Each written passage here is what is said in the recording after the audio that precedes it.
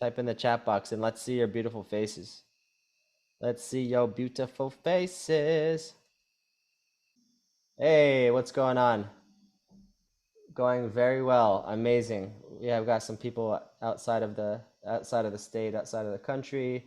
Right now, I am just simply logging into my workflow so that I can show you up close and personal what we're going to really discuss here. Okay, and so the concept today is really just showing you the mindset around why we're making this plan because ultimately we are in the industry of something called B to C. And B to C, oh, let me just make sure I'm recording this. Okay, so B to C is essentially where you are in an industry that's different from B to B. B to B is where it's very non-emotional around the idea of money. So for instance, I've made an offer to a sales company in Austin, for example, and it was like a 50K deal, and they just wanted to see testimonials, and then they cut a check within like 5 minutes. Because people in like real estate or tech, like they just make the decision. They don't think about it. But in B2C, oftentimes what you'll find, especially in any kind of coaching niche, is that people just want freedom. And so I mean, not all the time, but a lot of the time, you will be meeting people where this may be like, some of their hard-earned savings or something like that. So you just kind of want to be mindful that you're there to be a space of listening deeply and understand that the best people who grow their business quickly are the best note takers. They are the best people at collecting information by asking the right questions and then repeating back, reflecting back what people want. And that in and of itself is making people feel understood. And then when they feel understood and seen, they feel like they can trust you. And that ultimately is what we're so good at doing, is understanding people. Seeing the chat box light up. Aloha! Okay, we're here to have some fun. Okay, this is gonna be the best year of our lives. We are the new stewards of wealth on the planet, moving mountains with money, changing lives with wealth. Because, like we're just breaking generational curses and we're becoming the faces of the new world's wealth identity. And that's exciting. That's exciting.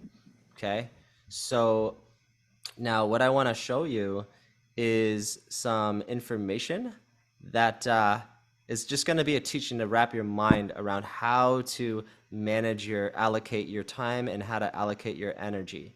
Okay, would that be helpful for you all so that you have a clear path? Yes. Okay, cool. Okay, by the way, this is my friend and apprentice Michelle, the great Michelle. Yay, Michelle! And this is Lena, Yay. Minna, amazing Aloha. Lena, and Rachel, the amazing Rachel, and Jason, and Torny and her beautiful daughter, who looks like she just got out of the movie Tarzan. Oh. And then Julius, Hamza. Okay, we may have some late joiners, but we'll see. Because I know a bunch of people are going to watch the recording. So, okay, can y'all see my screen? Yes? Yes. Okay, Yep. cool. So obviously this has been updated for 2023, but oh, Channy just entered. Okay, hang on one second here. Okay, cool. Okay, cool. So the plan, okay, is essentially what we want to do is we want to make a very simple. So if you have your journals, go ahead and take them out, and I'm going to send you the template for workflowy so that when you're done with this call, you can recreate your own customized plan with the template that I have. Okay, does this make sense? So this is just an example of like a yearly plan that we would do with a client. And it's so powerful because when you reverse engineer your year, then what you can do is chunk down your goals to the quarter and then down to the month than down to the week. And so it's so powerful because it really helps you to stretch your mind for what's possible in a year, instead of just like having this tunnel vision of like, I just need to make things work this week. But ironically, when you have like you've thought that far in the future, you actually end up being able to execute more consistently and predictably because you have a whole year's plan and you're just focused on the weekly structure. So for you, I want you to write down 3 values or 3 words that would describe how you want to, what you want to embody or feel as your primary yearly objective. So for this person, it's unique, empowered, and fulfilled. Okay, I'm gonna get pretty deep with this. Now, the next thing that you're gonna do is you're gonna look at the offers that you have, and you're gonna just write down the time of the time frame of the offer and the price of the offer. So as you can see, this person has an executive coaching package that's 10 weeks for 3,900 and 4 weeks for 1,500. Okay. Now the stages, okay, I'm just gonna make this a little bit less complicated for y'all. Okay, so the stages we have just represents the reset. And it's so important to just acknowledge that maybe a part of us forgot to look back on last year and maybe even the years before and just kind of reflect on like, what were the beautiful blind spots that were exposed? What was the wisdom that maybe I overlooked from certain experiences this past year? Okay. But assuming you've done that kind of journaling work, what I want you to do, and we're going to do some really cool, fun, powerful journaling exercises to help you to stay focused on whatever it is that you're doing. But the reset is super important. So the reset for this person is essentially looking at your monthly expenses. And you're going to just look at all your monthly, so rent, electricity, cell phone bill. You're going to look at your monthly expenses for your business. So any subscription softwares that you have, food, gas, okay, the basic necessities for your basic needs, okay? Because y'all know your basic needs are always met, okay? So this person, okay, has about $4,000 of minimum monthly expenses. And so this dude knows that if his offer, his one of his offers is 4,000, then he knows that his nut, okay, I don't know why I'm laughing. Anyways, his nut is $4,000. Okay, so his minimum monthly expense, okay, to break even is $4,000. Okay, to keep the lights on, so to speak. And that's good to have clarity on, is what's the minimum I need to make to just break even and for monthly expenses, okay? So whatever your offers are, just add up, like, what is the minimum amount of, like, for instance, a 10-week program? Well, he just needs to sell one 10-week program a month to get to his nut. Yeah, you see what I'm saying? Okay, project 2 is runway reserves, and the runway reserves gives you peace of mind. The runway reserves allows you to feel okay and stable. And so this guy, right, 25K divided by 4,000. So he knows he has 6 months of runway before the lights go out, because for 25,000, which he has in savings or credit, adds up to 25K. And so he could stop working today and not work another 6 months and that's his runway. Does that make sense? So like if he would just stop working now, he still has 6 months of what we call the runway. Okay. Now I know that's a little scary for some people, or maybe it's not, but just at least knowing in your subconscious mind, oh, okay, I have 6 months of savings, life savings. That's good to know, because it's better to know than just avoid it and to not know. Does that make sense? Does anyone have any questions up until this point?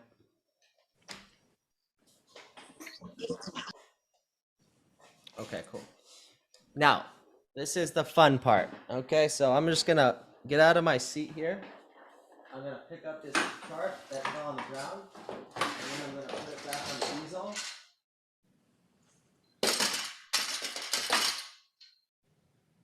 I don't know why it fell. I was talking to Michelle earlier, and it just quantum leapt down onto the ground, and so that's why I'm putting this up here, because it fell down. It just fell down like a ton of bricks. Okay. All right.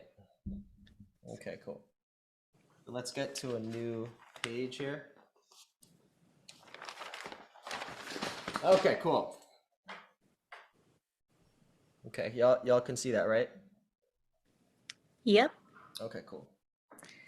Okay, cool. So, everyone has obviously been to the beach, unless you're living in Alaska, but everyone's been there. And so here we have a bucket, or we have a jar, let's just say. Okay? And so, Stephen Covey teaches a lot about this, but essentially at the beach, you'll observe that there are large rocks. These are the big rocks. We call these the big rocks. The big rocks. Now over here we have the pebbles. Up. Okay? These are the pebbles. Yeah, you can see that. Okay, cool. But then down here, we have the sand. These are the sand, okay? So if you try to put the sand in first, and then you put in, let's just say, the pebbles, and then you try to put in the big rocks, what often happens is that you can't stuff the whole jar because the sand is already taking up the bottom portion. Same with the pebbles. So it's hard to fit that. So this represents your energetic bandwidth. However, the smart thing to do is to be organized and realize that if you just put in the big rocks first, which are your top priorities, you put those in first, then you put in the pebbles, which are the secondary things. And we're going to discuss what all of these represent in your life and business. And then at the very end, you put in the sand, and then the sand trickles down the rocks, and now you can fit in everything easier. Does that make sense? Mm-hmm. Okay, so the sand is like hobbies. It's like self-care, massage. It's just eating out and having fun, just kind of like fun stuff. Okay, it's not that it's not as important, but it's definitely sand. And then the pebbles are client calls, client delivery. Okay, and just kind of business ops. You just want to spend at least 1 hour a week just kind of looking at your business from a bird's eye view. So you're also seeing what's happening on top of the business instead of always just being stuck as the technician in the business. You're observing the numbers and the KPIs and everything like on top of the business. This is what entrepreneurs always need to be aware of, because then they get stuck in like the day-to-day and they're not actually seeing things from a higher perspective. And then these things, okay, are things like marketing, and sales. These are, webinars.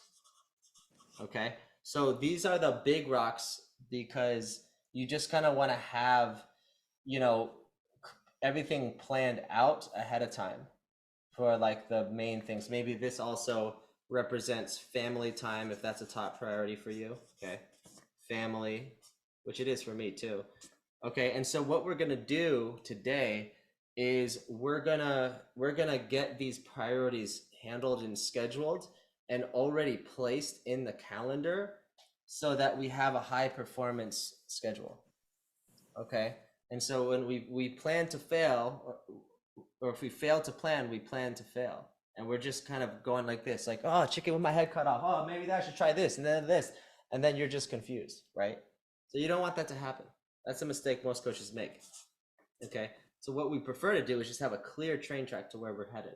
So anyways, that's the metaphor that I wanted to show you, is like just being clear on what your top priorities are for the year. Okay, sweet. Okay, so with that being said now, hang on one second. I want everybody to write these 3 subjects down, which is personal, family, and business. Okay? Personally, I believe if I put myself first, that's optimal. Then I can put my family second and then my business third. I've experimented with other priorities and I put my business before my family, and then I just ignored my family and that didn't work. And then I tried to put my family ahead of myself, and that didn't work either. That didn't work either. I tried to put my business ahead of myself and my family, and I burnt out. So I personally have observed that putting my own well-being first works the best. Okay. If I can fill from a full cup, if I can pour from a full cup, that's ideal. So I'm just going to show you how you can plot this out, okay? But what we're going to do here is we're going to just start with the outcome in mind, and then we're just going to reverse engineer everything after that. Okay, just give me 1 second. I want to pull up this this little chart here. Oops. Just bear with me here. Okay, cool. So before we do that though, I just want to show you a graph. Whoops. Okay, cool. Okay, so I'm going to just show you this little graph here. Now, this drawing is an axis, okay? This axis is so life-changing because it shows you the importance things, and it shows you the non-important things, and it shows you the urgent things and the non-urgent things. But instead of those things that they're talking about in all those like self-development books, we're going to do something a little bit more specific to a coaching business. So here we have money and less money. We have less leverage, and we have more leverage. Now, leverage, what I mean by leverage is it's just implied that when you have a system, you have more leverage to get you faster and easier results, right? So for instance, let's just say I just got super magically lucky and I happen to meet like The Rock. Okay, raise your hand if you like the Rock. I like The Rock. I think he's pretty cool. And so he's like, I freaking love you, man. I'm going to introduce you to all my friends, and I want them to all work with you. Okay. Now, I may have like made a piece of viral content and he saw it. Now, that piece of content created more leverage because that relationship became leverage for me to scale my business. Does that make sense? Right? So when you have leverage, it makes your life so much easier. Okay? And a lot of this program is just about how to help you to not only get leverage on yourself, but also help teach others how to do so as well. So here, we have two circles. Okay, this is all gonna make sense once I'm done with this. And here's a little exercise or challenge. I want you to start to see that there's a left circle, there's a middle portion, and there's a like another circle. Okay, and what I want you to do is on this, I want you to write a short list of things that could be habits, environments, foods, whatever, people that is not serving your vision. It may be time to like maybe not as much sugar or whatever, alcohol. But like what are the things that you want to let go of so you can create space for new? That's going to be completely private to you, okay? So go ahead and take 1 minute to do that, okay? I'll set the timer and I'll be back. Maybe it's overspending on clothes. I don't know. What is it? Watching TV, Netflix. What is it? What is it for you? Okay, great. Just you can start filling this out more as you go about your day or weekend. Now in the middle are things that I want you to write a list of things that you should keep doing, and so some of those things will be leadership, creation of content, and conversations, and then whatever else you feel that you get to, like whatever habits, like maybe you're good at going to the gym, so keep doing that. Your diet, keep doing that. Time blocking, keep doing that. And then lastly, if you're still with me, starting to freeze a little bit, what are the things that you get to start doing? And if you have any questions, let me know. What are some habits that you get to start doing?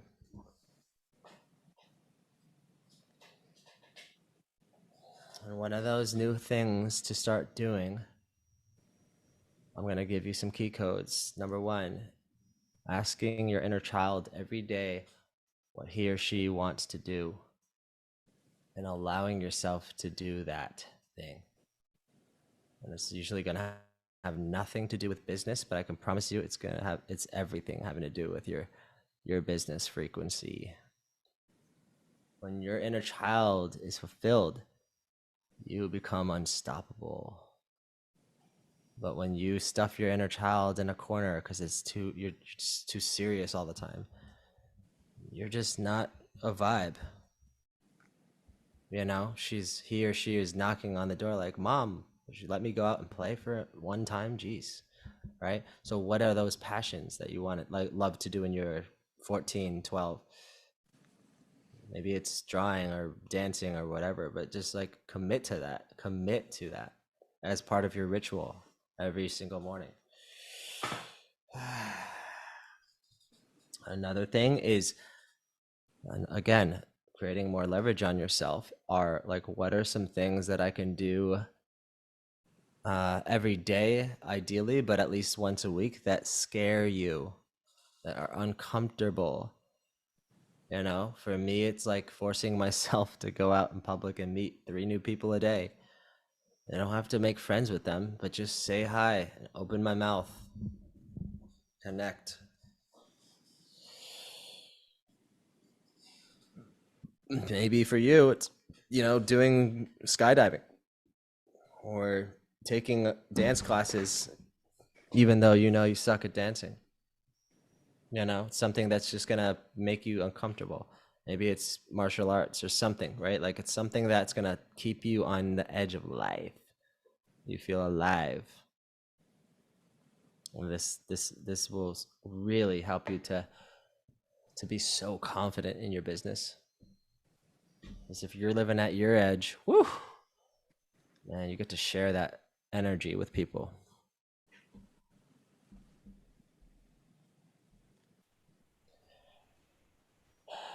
Maybe it's just to connect to nature and to like do weird yoga in nature. I don't know. What is it for you? To be a weirdo in public. That's a great way to break your programming around like, oh, don't talk to strangers and stuff like that. Right. So, or just go out and sometimes I'll just go out in the street and just like yell down the street to some stranger. And like my ego is like, oh my God, what am I doing? I look like a crazy person. This is what they call shock therapy. Is you go lie down on a sidewalk like you're a homeless person and you just like look up at the people walking by. Like everyone's like giving you this weird look. They're like, hey, how's it going? Like so awkward, so weird. But again, like it's therapy though, because your ego thinks you're gonna die, and then you realize it's not dangerous. And that's another way to live on your edge. Or maybe it's to frolic through Whole Foods. I don't know, something. Like, oh shit. Okay. So that's starting the things also as well is to really make sure that maybe for you it's to actually reach out to 10 people to 20 people a day. Maybe it's actually to block out uh, time 5 days a week to make content consistently. So when I say be consistent with content to create trust with your audience, I'm not saying you need to post 7 days a week. I have clients who post 3 days a week, but they're consistent. It's not about how many postings you do. It's about how consistent you are, how reliable you are to your audience. Okay, maybe those are things you need to start doing or keep doing.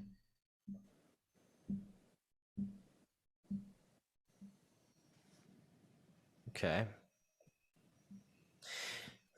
Now, what we're going to do is everyone cool with that? Can I delete this? Mm-hmm. Okay, cool. Okay. Now, from here, we're just going to make a super simple box, rectangle. And what this is going to do is just get you even more clarity. Oops. And then this one here. Okay.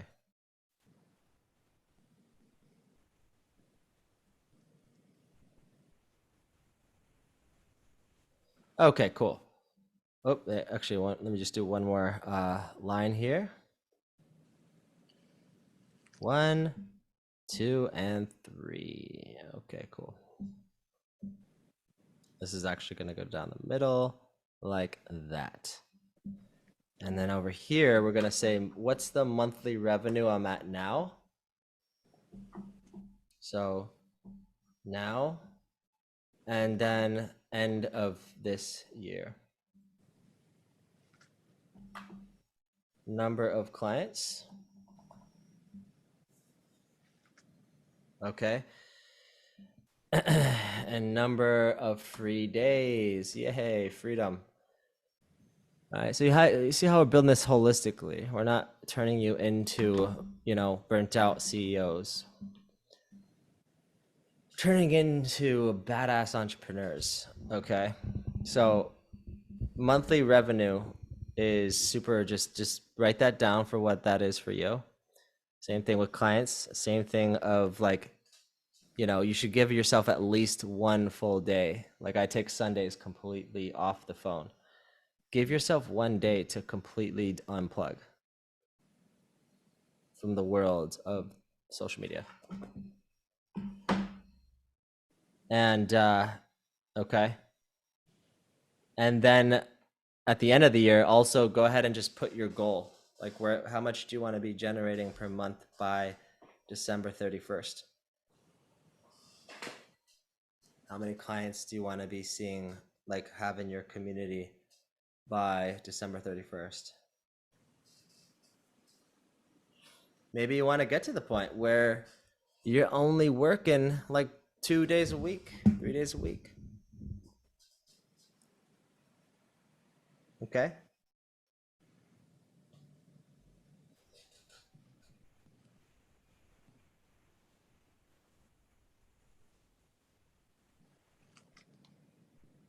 Okay, cool. So for the free days, what I want you to do is also, by the way, for the free days, I want by the end of the year, I want you to kind of just start writing down locations. If you could imagine, like several of your perfect ideal days, how you want to spend that day.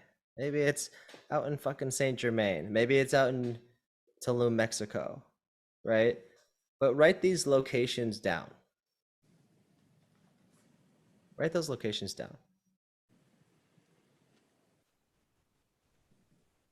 And also write who you're with. Maybe you're with your dream partner and you're with other aligned individuals, right? Maybe other entrepreneurs or whatever. But like just ask yourself who do I want to bring with me on this journey too? Right? Who do I want to have with me?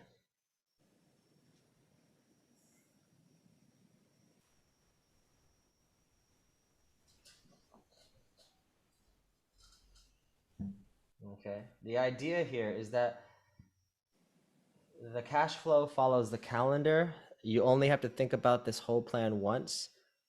There's milestones to the success, and you're just doing a stress test basically, just to see like how this is gonna improve your life, and then all you got to do from there is just execute the plan. Okay. So we're gonna stop. Is everyone done with that? Once we're done with that, we're gonna share the other Yep. screen. Okay, let's just get back to the other part. All right, so let me just share this workflow again, and then we'll open it up for questions as well. This is not going to be a long session, guys. Let's see here. I can, oh yeah, here we go. Bring this, maximize. Okay, cool. Okay, so, yep, okay. So next to personal, okay, I just want you to write the word personal, and you're just kind of like whatever comes top of mind, just write out like the outcome that you want in your health or in your like how you feel, okay,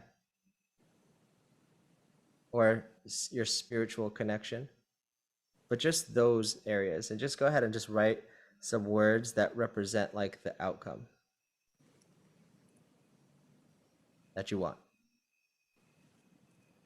Next, okay, I'll give you some. I'll give you some time to think about that.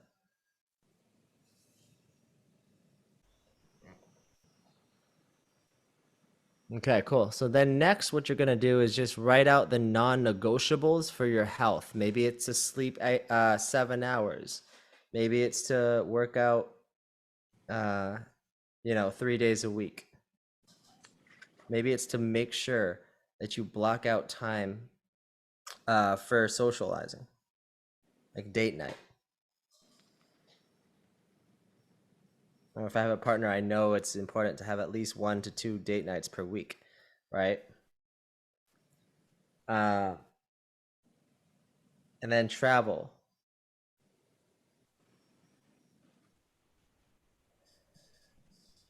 You get to block out, the hour or like a 3 hour block today or this weekend of when you're going to actually like plan trips, if that's important to you.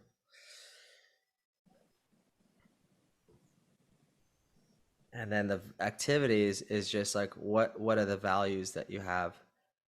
Are you about community or communication or fun, what is it like health? What are some of those activities that would be things that you could do?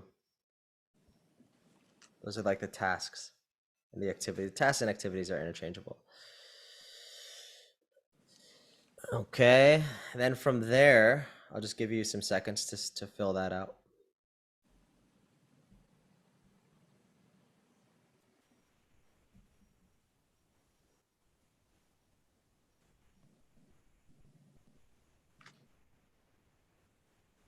And what's so cool about having this template is you'll be able to just plug in these things so you can have it on easy access to your phone. So you have to keep like shuffling through your journal. Um, but it's important to just get this down. Okay, so family, what's the outcome? Closer connection to family. What are the non-negotiables? Maybe you call your family once a month, once a week. I know, so for some of you mama's boys, it's once a day. But whatever it is for you, like what are the tasks, right? Maybe it's to calls and texts. Maybe it's like planning a trip to go visit the fam. I know Lena and Rachel did that over Christmas. You know, that was important to them. So they made it happen. They did it. Right? We sure did. Yes, they did. I'm about to go see my family in 2 days. So I'm excited. Actually, Oh, amazing. yeah, it's exciting. Activities, right? Okay, so you get the idea. Okay, now everyone's favorite part. They're like, okay, cool, Theo, let's get done. Let's get to the business here. But seriously, yeah, no, it's important to put yourself first. You see, because your personal life is just as important to block out as like a big rock, right? Just as important that you feel aligned. So the business are the targets. Okay, we're gonna just reverse engineer this from starting with the income. We start with the income in mind. Okay, we just start with the income in mind, with the monthly revenue in mind. Now the outcome is, what does that, like, what actions does that require? We already just went over it, but we'll go deeper into that. The other projects to create that would be, what projects would you want to have? Would you want to have in-person events, retreats, etc.? That's immersions, etc. Travel, like, do you want to have events outside of your hometown? Okay. And then ongoing is obviously delivery. Okay. Delivery of your coaching.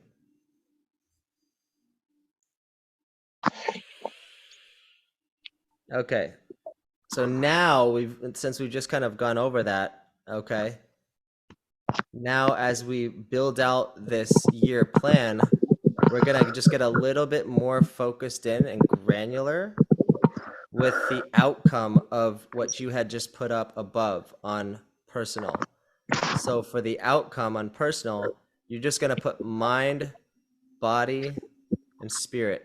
And so what's going to be what's cool about like just kind of me giving you the template is you'll have this will give you ideas of like what I have done in the past that helped me to succeed. But for the mind, it's just kind of having this out there, okay?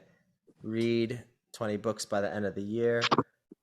Okay, by the end of the year, add muscle by the end of the year. Okay, is this making sense to y'all? Mind, body, and spirit. Spirit, I want to feel fulfilled with joyful activity. I want to have a network of positive, deep connections. Okay, someone needs to mute themselves. Creating a ruckus in the background. Someone's like wrestling with their phone or something. Anyways. Did you guys hear that, or was that just me? Yeah, no, we heard it. It's like crackling. Super. We were doing the same thing yesterday, so it's just like hitting that mute button is important. Yeah, that's okay. Okay, so yeah, so non-negotiables for your personal is like maybe it's sun, maybe it's sleep, maybe it's nutrition, maybe it's exercise. For tasks, maybe it's mindset, buying an Oura ring, or having a very solid morning and evening routine. finances, maybe you want to work on credit this year. Maybe you want to start saving a percentage of your client revenue. Like what I would suggest is that from the book Pay Profit First, which is like such a necessary book to read, is like so many entrepreneurs they don't organize their finances the right way. So by the end of the year, like they've got nothing left.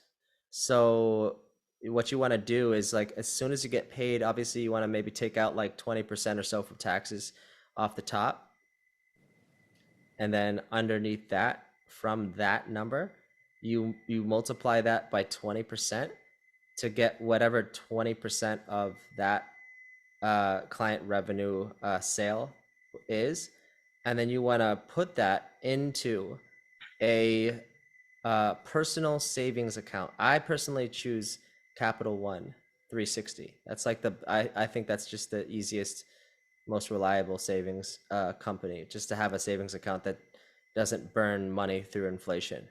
It has a decent interest, like a decent interest rate. But yeah, you want to have a personal savings account. Super important to build up that personal savings bucket of 20% of the income that you make every, and you're going to add this up, write this down, is like every 2 weeks. Okay, so you're going to take your revenue for the month so far. So let's just say today's the 14th of January. I'm going to take the um I'm going to take that money that I made, the gross profit, and I'm going to subtract 20%, and then I'm going to have that number, and I'm going to deposit into a second. Stay with me here because it's a little confusing. I'm gonna have a second savings account that's not the same thing as my personal savings account, but it's a tax account. So if you pay taxes, maybe some of you don't, but if you pay taxes, you want to have a tax savings account so that by the end of the year you're not fucked. Okay. So like you want to have a personal tax savings account to just pump in like 20% of every bi-weekly to just make sure you're good. And then you want to have a second personal savings account that you bump in another 20% after you've taken out taxes, a 20% of that amount, that sum, into your own personal savings account. So the concept here is you want to pay yourself first before, okay? Meaning you want to pay yourself first to save money first. And then and only then what you'll do, okay, is you're going to have a business checking account, obviously. So if you have an LLC, you'll have a debit card for your business. And then you also want to have a personal debit card. Like you want to have a personal checking account, which obviously all of you have, but it's good to have a business debit account to keep those separate. And you'll understand what I mean. Okay. So since all the money from Stripe or PayPal or whatever is coming into your business checking account, that account's going to grow. And so what you're going to do is after you've taken out the 20% for taxes, 20% for personal, then what you're going to do is you're going to look at your monthly nut for personal. You actually have two nuts. You have your personal nut and then you have your business nut. Now, the cool thing about having an online business is that usually until you're hitting at least six figures, you don't need more than like $100 or $200 per month of business expenses. What do you need? Like a calendar booking link subscription, a Zoom account unlimited, and like I don't know, like that's pretty much it, right? So like you don't have a lot of overhead right now. But anyways, what I'm saying is that you cut yourself a check, okay? But after you've subtracted your business monthly expenses. Okay, I'll say that again. After you've taken out the taxes for 20%, the personal savings of 20%, now you're going to have a number, and you're going to think about what are my minimum monthly personal expenses. What's that number? And then what you're going to do is you're going to divide that by 2 if you're paying yourself bi-weekly. If you're only paying yourself monthly, you'll just take that personal expenses and write yourself either a check or just deposit it from your business checking account to your personal checking account. Okay, and so then what's going to be left in your business checking account is whatever's left. Okay. So that's what I mean by like being able to pay yourself for like first. And so then whatever is left in your business checking account, it can just stay there. And then what you can do is now you have your business expenses sitting in your business checking account, but you also have a surplus of money that you can leverage to invest into your business, into coaching, into retreats, into whatever it is you want. Maybe you want to, buy a car, or maybe you want to buy something else, right? But do you see how this will support you with getting like staying organized with your finances? So just to recap, if you don't yet have it, just get a Capital One 360 personal savings account, business savings account, which is for taxes. Then you're gonna have a business checking account with a business debit. And then you're gonna have a personal debit checking account. And so what's cool is that like once you've got the business checking account and you've got like leftover from you paid yourself first and you paid yourself, then what's left is the business surplus. And then you can, whenever you invest into anything in your development or whatever, or anything that's like a big expense, you can swipe your debit card or whatever, and then you can write that off as a business expense, and then you don't have to pay taxes on that. You see that? Now, some people, they say, well, Theo, I prefer to, use my credit card. Well, you can, but you can also write off, a lot of money. Like I invest like 80K in myself this past year, and so I don't have to pay taxes on 80K of business income. Okay. And I didn't just make this up. I read this in the book Profit First. I'm just saving you the time that you would have to spend reading the book. It's a famous book. Every successful entrepreneur I know has read that book. Profit First by Michael Malkovich or something. Forget his last name. Okay. Is this supportive for you to at least know what the longevity looks like for you? Yes, absolutely. Like there's intention behind having these accounts set up. Okay. Because what we don't measure, we don't manage. So, and then of course, then moving right along, we have travel. Okay, I have friends that I want to visit and places that I'd like to go this year. Just list those places out. And then maybe it's activities that you want to be doing on a weekly basis. Okay, you can always add more to this later. It's okay. Then you have family. Okay, bi-weekly calls this person has, book travels, texting calls. Okay, this person obviously emulated something that I was doing earlier a few years ago. But now we get into the exciting part. So now we're getting clarity on the business. So the business personal nut for this person is they have a minimum expenses monthly personal of 2,300. Their business minimum expenses it's only 1,800 because I'd say like $200 or $300 is on like online business software that helps run the business, but like he's investing 1,500 a month into coaching. Okay, so the total the total nut is 4K when you add up the business and the personal nut, if that makes sense.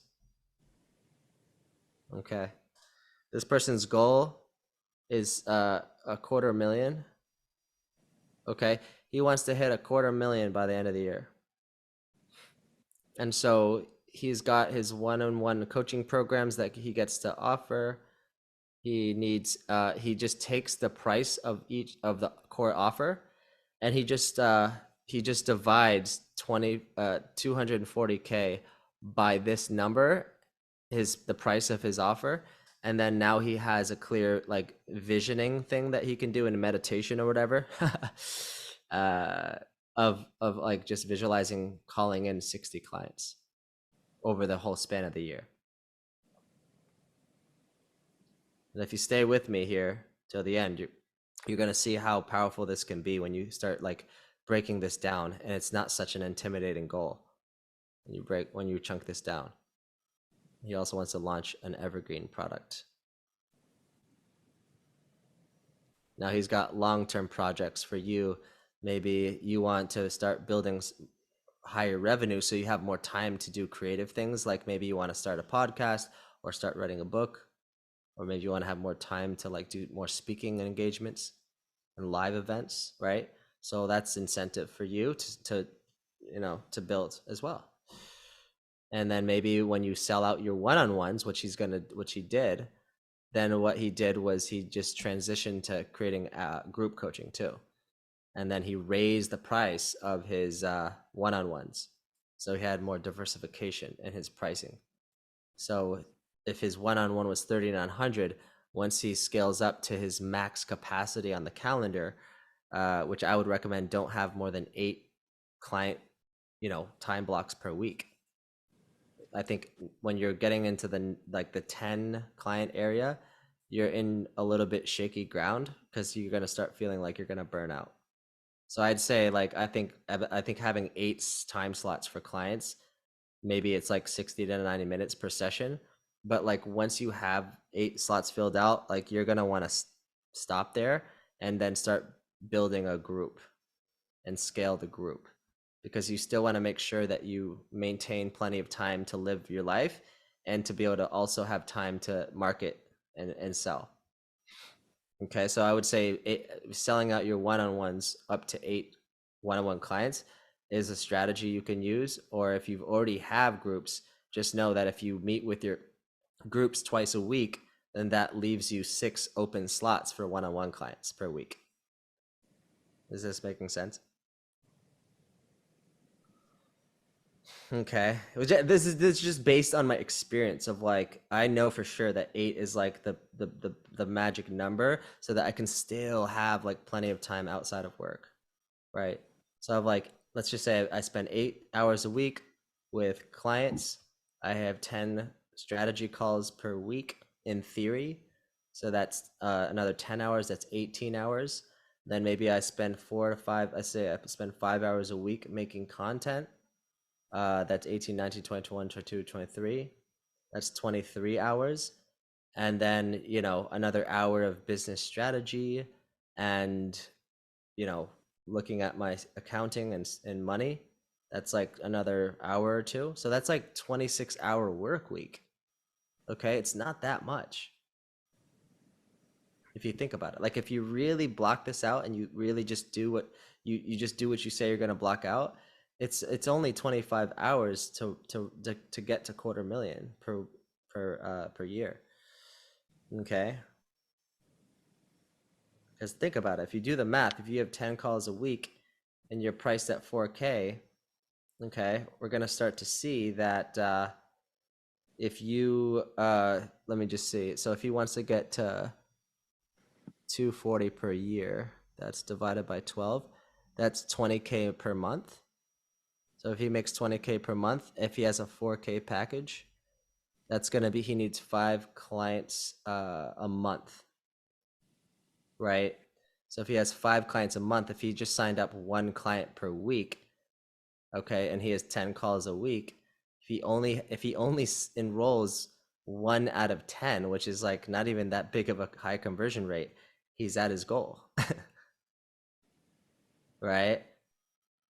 You see how we're just chunking this down, so it's like super simple.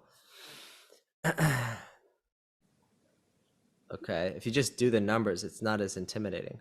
So posting content, DMs, Facebook private group, plan tomorrow today, which I suggest you sit at the end of the day before you close your laptop and you say, I am done, I am complete, right? Before you do that whole I am complete, right? You just review the next day and just kind of block out anything else that you missed. But what's so cool about Google Calendar is that you could just create recurring, events. So if you're gonna commit to like noon every weekday to blocking out an hour for content, you're just gonna create that recurring thing every week. So you don't have to keep blocking it out over and over again every week.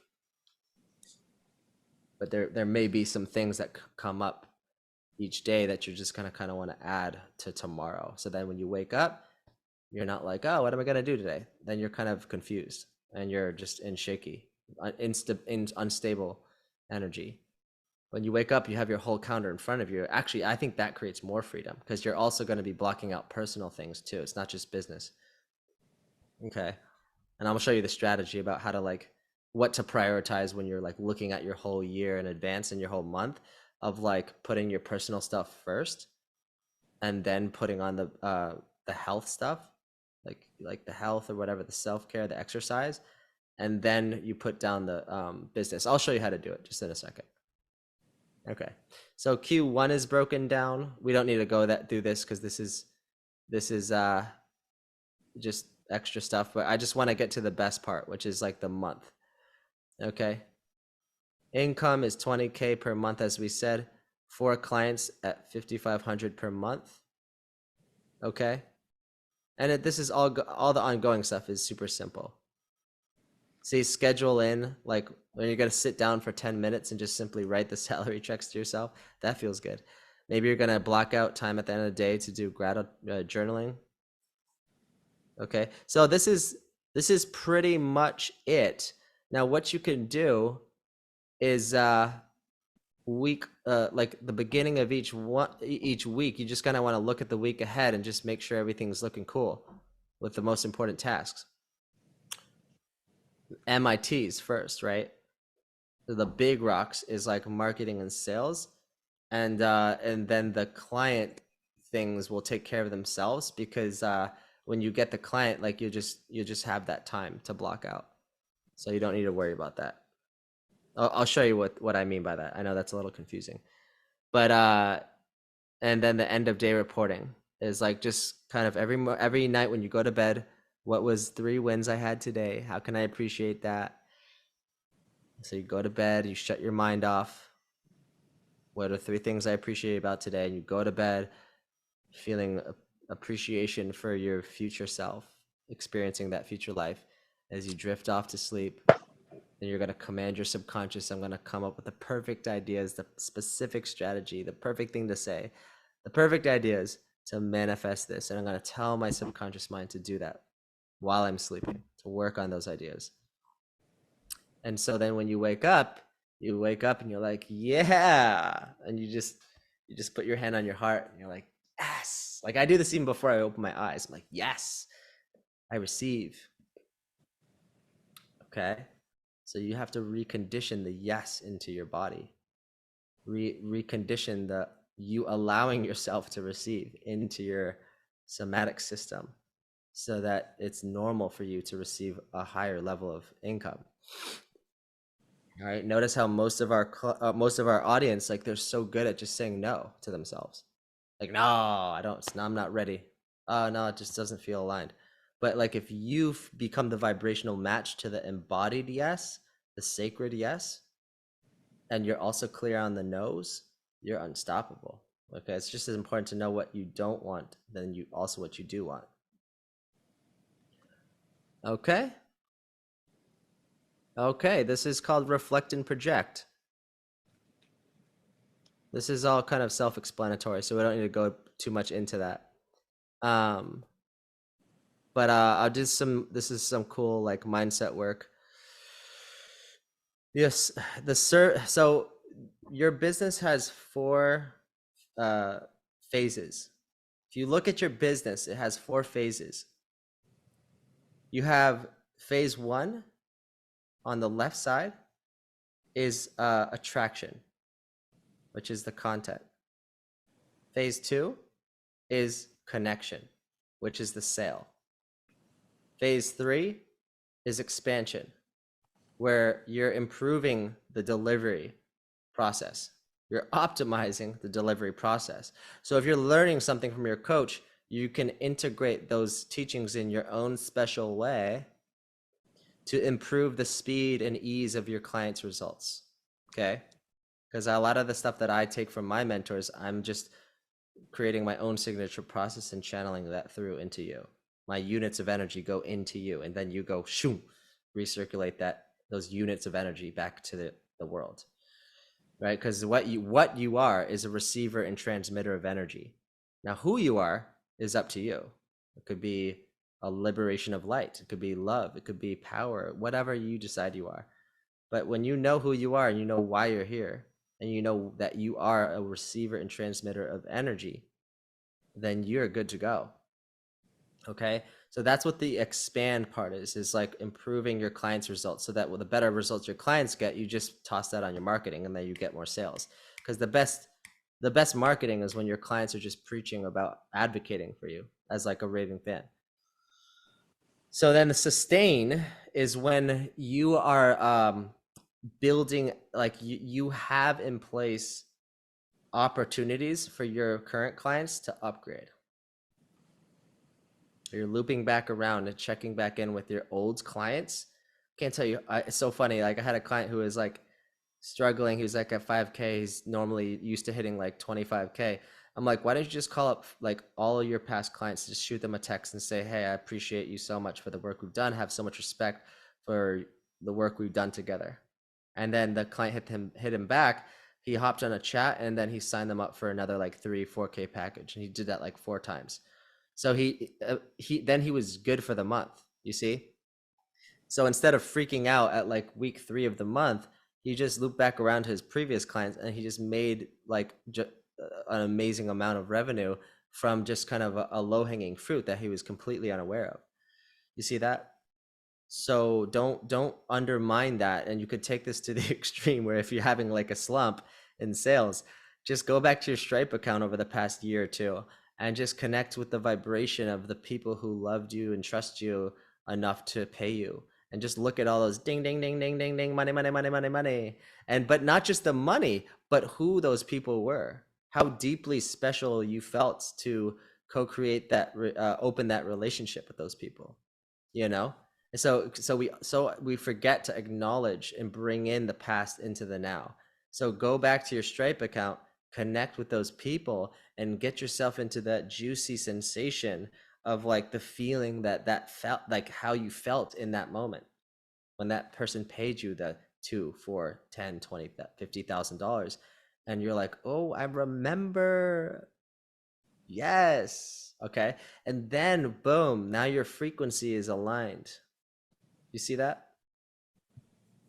Talk a lot about future pacing. Just go back on the past and look at all the wins you had back then. Boom, boom, boom, boom, boom, boom, boom. Connect to the feeling of that. Okay? The number one person that you need to sell is not anyone. It's you. You need to sell yourself on the vision, right? What gets to change? What's your vision? Why is it important to you? Are you committed to this 10 of 10 all in? And when do you want to do something about it? Now, today. Okay. And you just take yourself through that self-leadership question phase. And that's how you re-enroll yourself into your mission and your vision. So that because the only person who is guaranteed to pick up the phone when you text or call or buy all of your programs forever is you. Right? If you're not enrolled into your own vision, who's gonna feel excited to work with you? Not as many people, for sure. Okay, is this resonating? Yes, Right. amazing. Well, it's like, wow, where's my ideal client? You are. Get Mm-hmm. excited about you. Get Yay. excited about you and your vibration. Don't get excited about all these ideas. Get excited about the space it came from, the frequency you were in when you created that. This is why we focus so much on vibration control, frame control, state control. Because when you're in this state of being, you've got infinite content, infinite wisdom just channeling through you, right? Mm. And so if you don't belong to a cold plunge facility, Sign up now. You will thank me later. Get a membership to like a weekly cold plunge. You will thank me later. You just sit in ice for 2 minutes a day or whatever, right? Like you could do it every day if you want. But if you sit in an ice for 2 minutes a day, you will start to realize all your fears are just a story in your head. They're not real. Right now is real, right? This moment is the only truth. Everything else is a story that you're just looking at your hand. You're like, oh, it's a story. And then you just draw the picture of this monster and tape it on your bedroom door. And you walk by the monster every day, getting terrified, forgetting that you created the picture. You forgot that that fear was a story you created yourself. Right? Because it's all based on a belief you have. So use fear as a tool and say, hey, oh, I feel this fear. Okay, I love that. It just means my heart is still listening to this limiting belief it's attached to. And when you realize, you remind yourself that, oh yeah, I am. I keep telling myself I'm not good enough. And so once you realize the fear is your spirit guiding you, it's a guidance system. When you have fear show up, it's like your heart's like, yo, you keep grabbing this belief that's not useful to you. And once you just become aware that you keep grabbing a circumstantial self that's not real, it's just like, it's an old identity that's not you. It's a pattern, right? Anyways, I was on a tangent. So I love that though, because like, what are some of the pattern interrupts you would say? Like some pattern interrupts to help clear that fear monster that is just like so ingrained because it's been there for so long. Yeah, it's A, B, C. A, B, C, D, E. No, I'm just kidding. Don't sing the ABCs. A, B, C stands for A, it stands for awareness. B stands for breathe, love. Okay. And C stands for conscious choice. So A is awareness. So you can't change and influence anything that you're not aware of. It's impossible. So to interrupt a pattern, you need to presence what is, okay? And so what we're really talking about is self-regulation. And so an example to illustrate this, the power of this, is that like I have some clients who are moms and they say, well, I need to go fix the situation with the kids. And I say, no, you don't. Your kids are reflecting your vibration. And so instead of trying to fix the situation externally, in control, what you've got to do is soften into presencing what you're feeling now and allow yourself to just presence what is. And so when she did that, she's like, I feel anxiety. And I'm like, well, that's what you're afraid to feel. Oh my God, right? And there's layers to this, but essentially when you body scan, you presence what is, and you just imagine that your focus goes to where it feels uncomfortable, and you breathe into the stomach or the lower back where you store a lot of emotion. And you breathe, like it's almost like you imagine your consciousness is like a bandwidth capacity, and it's like you imagine expanding the breath beyond your body, pushing out that distortion frequency and you've got to feel it to heal it. You got to feel it to feel, because if you suppress it, you become what? Depressed. You have to express it. Okay. Your feminine energy she's like, I'm too much. I'm too emotional. I'm too this. I'm too that. Your masculine energy is afraid that you're not enough. Like you're not good enough. Right. So just notice that. Don't judge it and shame it. Just observe it and be like, do I feel like I'm too much to express and feel this emotion and breathe into it? Breathe into the pain, right? No pain, no gain. So like just allow yourself to process the feeling with presencing it.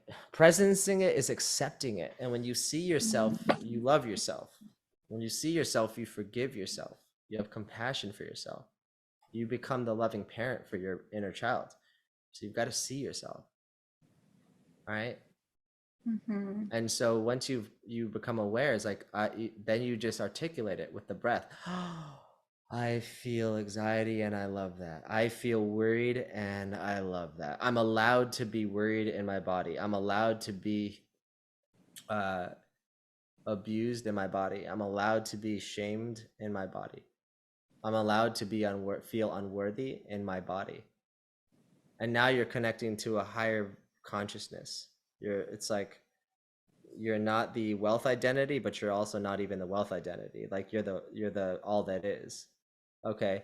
And so you have to breathe out through the mouth to digest the feeling. Because right now, like all of you have a protector in your head. It's an analyzer and a judger and a blamer and a projector that is like over thinking, over protective, and it's not allowing you to fully feel throughout your whole body. Okay, that's like stuff just siphoning off all the feeling from your body. So just notice if that protector's overactive, and just ask yourself, how can I create a better relationship with the judger, with the blamer, with the protector, the mental protector? And then you'll actually soften. Your body will literally just relax. You see that? I can feel all of you relaxing because you're just becoming aware that there's this mental software like protector that's like analyzing and judging, right? But when you just understand that that's what it's doing, that's the nature of it, now you can allow yourself to breathe through that. And that's why we do awareness, then breathe. And then you love the feeling. The feeling is like a kid. The kid just wants to be seen and felt. Okay. So don't use this as a egoic tool to get rid of it. Truly presence the feeling. Truly love the anxiety. Truly love. So, because it's like a kid. It's like the kid knows the inauthenticity of a mom's love. She's like, "Oh, I'll hug you. Okay, get out of here. Right? Stop bothering me." So you can't like force and impatiently force it out. You got to really let it be there, and not try to change it. And then it just evaporates. It dissolves. Because your ego thinks that your ego thinks that if you resist it, like you try to get it rid of it, then it'll go away. But that's the problem. That's the paradox. The more you resist it, the more it persists. It gets stronger. So that's why you just let the feeling devour you. You know? And then it just goes right through you. It just goes shoom, it's gone. It's instantly gone. And that's when you recognize the abundance that you are, because you're indestructible consciousness that goes on forever, right? That's what you really are.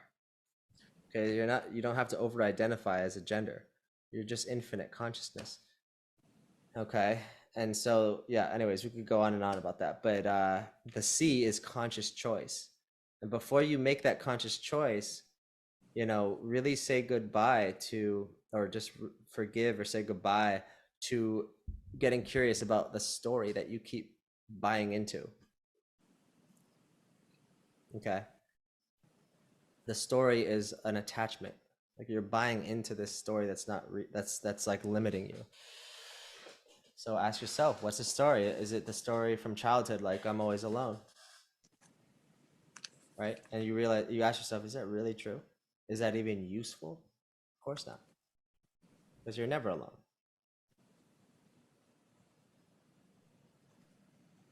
And then you consciously choose the new story.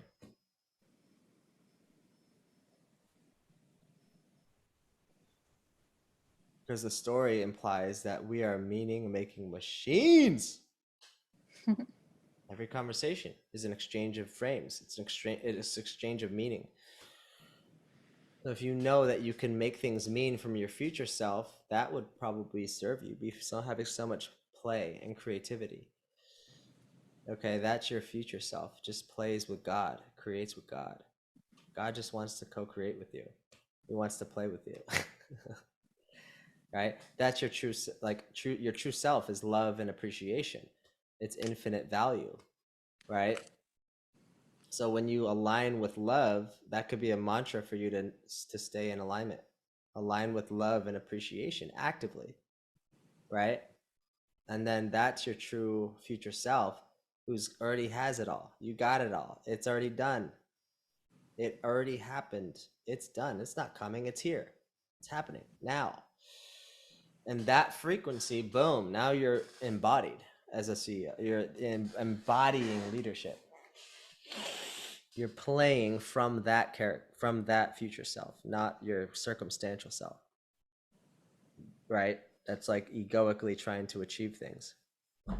Is this helping you? I don't know. Is this? I feel like I'm going in circles, but No, is this supportive? that's awesome. Thank you. Okay, cool. So it's, yeah, just remember A, B, C. A, awareness. B, breathe. Breathe the love the feeling, even if it's, difficult. And then C, conscious choice. And the Shoot. ping of the what is the story that you're attached to, like Yeah, really. yeah. So when you make the conscious choice of choosing buying into the new story and committing to that new story, like that is what replaces the old story. So what I'm showing you is like, first you've got to become aware and process the feeling first. You got to flush it through. And then from there, like that's what the breath does. That's what loving the feeling unconditionally does. And then you claim your power. But before you can claim your power with the new story, you've gotta question the old story. It's like, what's this fucking story I'm attached to? Because a story unconsciously is perpetuating the feelings you keep manifesting. And then the universe is responding to you of how you feel. Right? So in life, now that you have this new story that you have, you are now mature enough to just recognize that the universe needs to bring you tests and challenges so that you truly become the person with your ideal reality. Okay, right? So that's not a bad thing. But most people, what happens is that something challenging happens, and then they avoid it, or they get discouraged, and then they fold under some kind of like trigger. So I'm just teaching you how to leverage a trigger into wealth, into prosperity, into overflow, into love and light, right? So, because if you're the type of individual, if you have an identity of someone who trusts that this challenge needs to be brought to me for me to transmute it and ascend it, then you're not going to be that person who's like, oh man, like it happened again, and that just becomes a self-fulfilling prophecy. So your problem is not you. It's nothing wrong with you. It's the way that you're looking at it. It's your perspective that's the problem. Right? You're looking at it from the small separate me, the small me. And you're actually, now you're more open to like infinite intelligence that can see from a broader perspective than you. And so this is what we call being in alignment with active surrender, where you're taking action, just focusing on what you're learning. You're not taking action to get somewhere. You're taking action like, what am I learning through this? Okay. And then what happens is that there won't be as much resistance to creating content, because it doesn't need to be perfect. Because you're just wanting the mastery instead of the money. Want the skill set more than the money, right? If you just focus on wanting the improvement, that's just focus on wanting the progress. Who cares about the money? You are financial security. You are financial freedom. And like the ego just wants to just be right, but you're not. But it's just not true. You are. You are the abundance.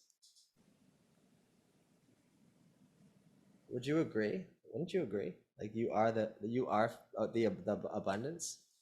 Every dollar you came was sourced through you. So that would have to mean that you are the money. You are the prize. You are the prize. Yes. So own that shit. Own that shit. Yes. Own the fact that you're the prize. And own your authority. Own your humor. Authority, masculine, humor, feminine. But I don't know what, those aren't even that related, but I'm just saying like that's power. So you can play with the play, but you can also be in certain. It's like that's the authority part. It's the grounded masculine of like presence and authority of certainty. But the play is like what makes you relatable and likable. It's like your natural goofy self. It's like your weird self. Like that's what people love. They love that shit. They love that weirdness. So don't be afraid to like ask yourself, like, what type of humor do I like? Do I like accents? Right? Do I like dry humor? Like, what do you like? So amuse yourself in content. Amuse yourself. Play with those energies, right? Play with being congruent and like authority, like talking to the camera, like they're your ideal client. Like, I know, I see you. But anyways, and then just make jokes, right? So just kind of play with those energies. Okay. Okay. All right. So that's that we just actually, Lena just made it perfectly ending as we had internal communication, which was like this kind of internal processing. And then we have external communication, which is like publishing your content, sending a DM, and then just showing up to the calls. Like you either book it or you don't. But the last thing I want to show you is okay.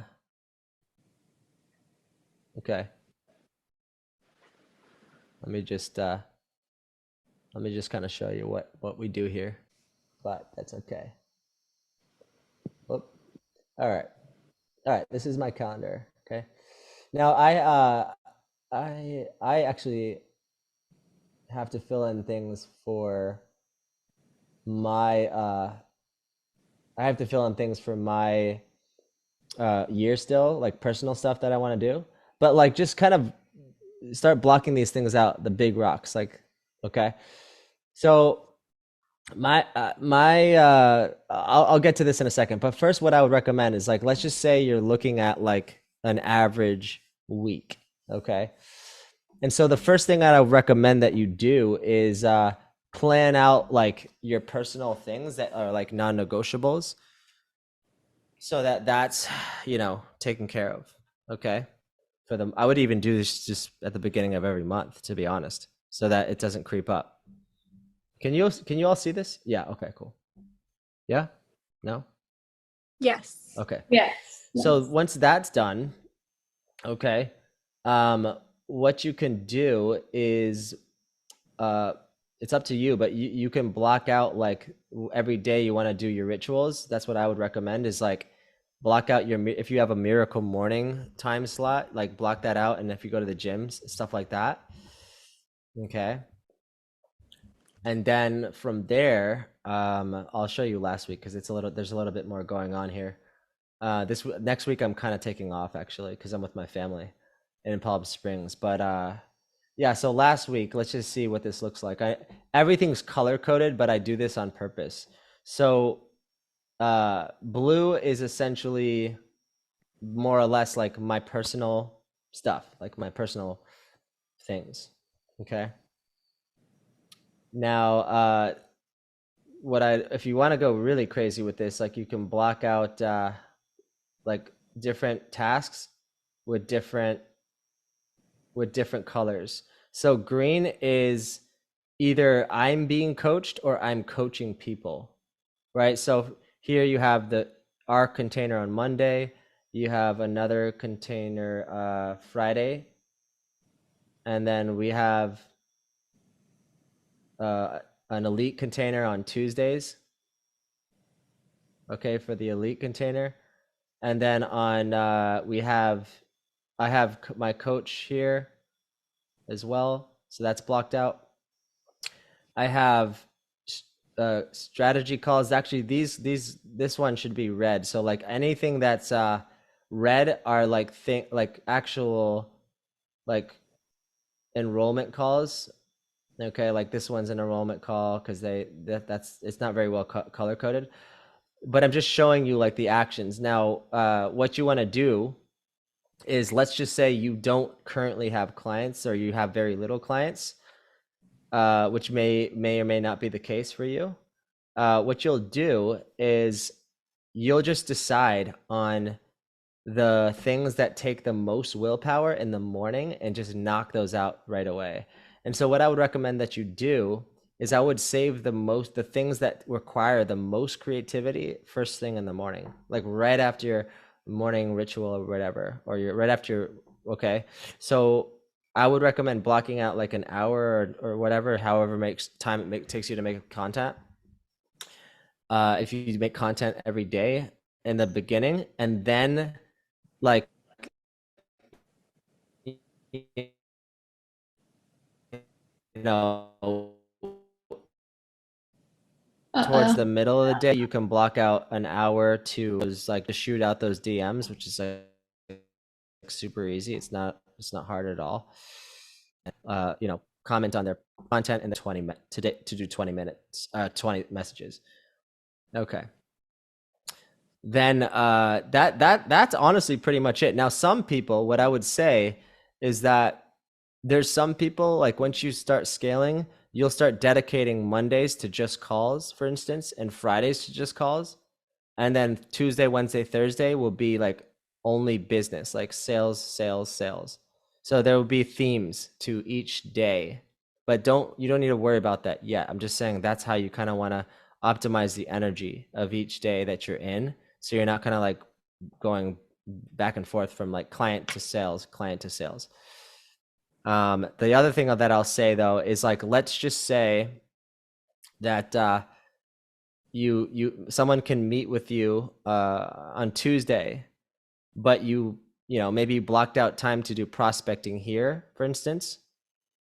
Well, if they can meet at 3 o'clock, if you suggest them a time at 3, you can do that, because if this is not a client, but and you can put in an opportunity to connect with someone, just push this back or just move it around, right? Because the highest value task in your business is always, that's going to generate revenue, is the conversation. So you always want to put the conversation at priority, even if it means like you had planned to do content at that time, or you had whatever, right? As long as it doesn't interfere with any of your personal stuff, right? So just if it was content, if you're planning on doing content or like sending DMs during this time, but you can book a call with someone, just book it here and then just bump it somewhere further. The reason why I have this in place is because even though it seems like, oh wow, this is a lot of stuff, it's really not. It's really not.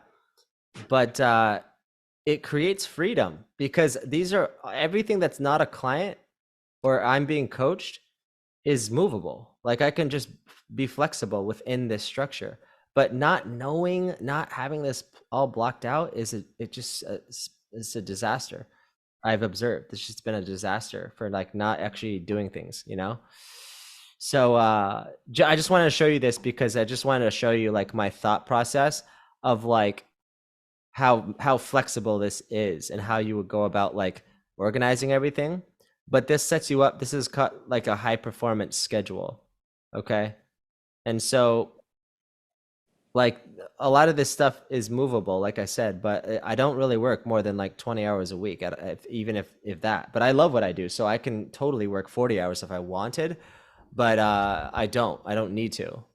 Okay. Now, if you want to have Monday be like creative day, you can do like a 4-hour block or a 3-hour block with like lunch break in between, and you can batch content for the whole week. So you can sit down and you can write out using the messaging frameworks that we teach you in the actual mastermind.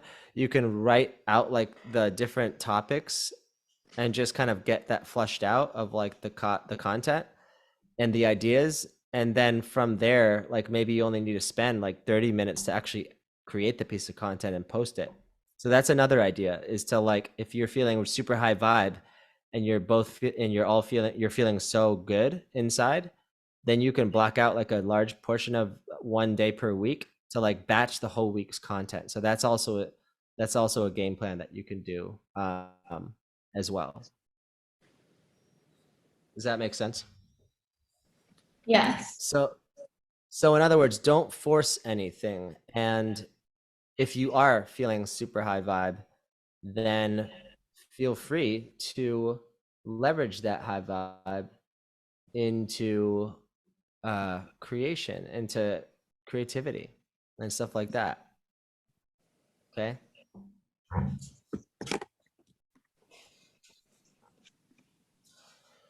All right. Let's.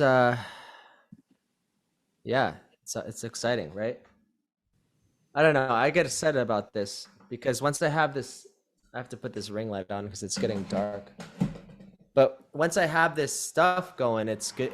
We're pretty cool, aren't we? Like, was that really that big a deal to like do that stuff? Wasn't that awesome to just kind of allow yourself to kind of plan some things, and how it just gives you a little bit more peace of mind?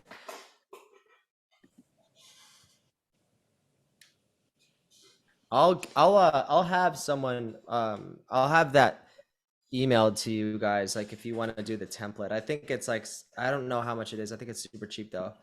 But I think I can send you like a free like template if you want to do that. But you can also do your own version. I don't know if that would be helpful for you, let me know. But we just kind of went over the whole thing for like the workflow. Send me the template, please. Okay, I'll send you guys that. I just got into it last year, but it's a calling that I found. I feel called to. It's aligned with what I believe my purpose and my mission is. So again, I'm super grateful to be here. Located out in LA, so if you're West Coast, let's connect. But yeah, this was a super super supportive meeting. I'm like very detailed oriented and organized.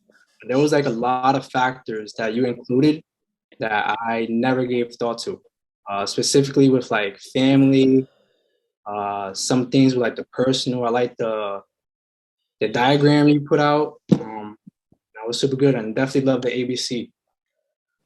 Uh-huh. Oh yeah. Thank you for sharing, man. It's an honor to have you here. And we appreciate you. You bring so much to the table and you have so much to contribute. You have so much value to bring this collective. So amazing. Welcome. All right. So yeah, then we'll go to Lena and then Minna, you're on deck. Amazing. So, yeah, basically have been in the online space, content creating, and just in the world of supporting, like working with one-on-one clients and just being a very inspiring individual and just wanting to step more into like the business of it. Like, got the content down, love helping and supporting people to living their best life and most radiant lifestyle. So currently we're located in Oahu, kind of gypsy travelers finding where to reside ultimately. But yeah, that's a process in itself, and really just feeling the most creative inspiration and that juice flowing when we're traveling and moving. And I'm saying we because my partner Rachel and I, and yeah, basically just stepping more into the leadership. And thank you, Theo, for helping to anchor in and ground in these masculine codes, because there's a lot of that feminine, fluid, like the creative flow. So really wanting to implement more of the masculine structure, which is definitely the edge. Like everything you just shared is so beautiful and powerful, and it's just like, okay, integrating and just taking the time for like the digestible pieces of, all right, integrating more of that is going to help the business grow and help to reach so many more people.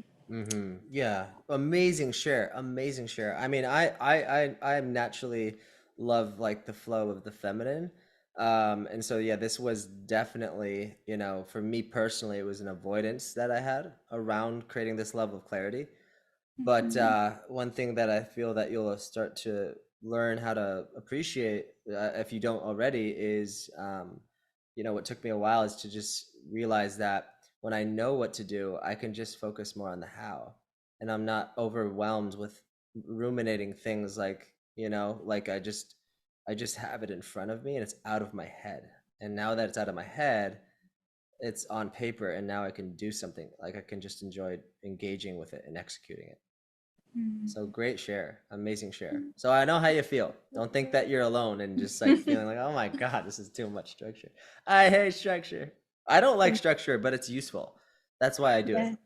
Just learning the new skills and tools to put in the toolbox to help optimize like basically the potential, you know, so. Yeah, absolutely. And what you're building towards is, you know, having a brand where you start to lean back more and more and more. Okay, because eventually you'll have a team, you'll have funnels, you'll have ads, and you'll have YouTube channel, and you'll just start leaning back more and more and more. So don't think that this is like, oh my God, like I gotta talk to people every day. Like you'll get so high that like it'll be hard to reach you. You know, like you'll have people selling your program for you at some point. So that's the vision that I want you to hold in your mind. It's like it's worth it if you really think about it longevity wise. If you truly connect to your why and your dharma, and not just like the money, but like where does the money bring you, and uh what experiences does it give you, allow you to have. But you know, if it's truly something that not doesn't make you feel something, then maybe change it. Maybe you've changed. Maybe, you know, for you it's like seeing the kids of the faces in Africa that are starving, and you going to see their faces, and that maybe that helps you into inspired action. Maybe having that experience is like what shows you that maybe it's also about you, but it's not just about you. You know, maybe that helps you to kind of expand the excitement and the energy. And sometimes maybe it does help to give yourself that financial goal of like raising the standard of like, ooh, can I bump up my monthly goal so that I feel the pull of the energy following? Maybe your goal is, your financial goal is not exciting enough for you. Maybe the standard is not high enough for you. So that's also Like, some, like people say, oh, don't make material things your main goal. It's like, but your body's material, so you can feel free. Like it's not, there's no rules to this, there's no right and wrong. Okay, you can have both, right? can You have it can have all. spiritual, emotional, love, health, money. Okay, Yep. anything that's saying that you need to choose is scarcity programming.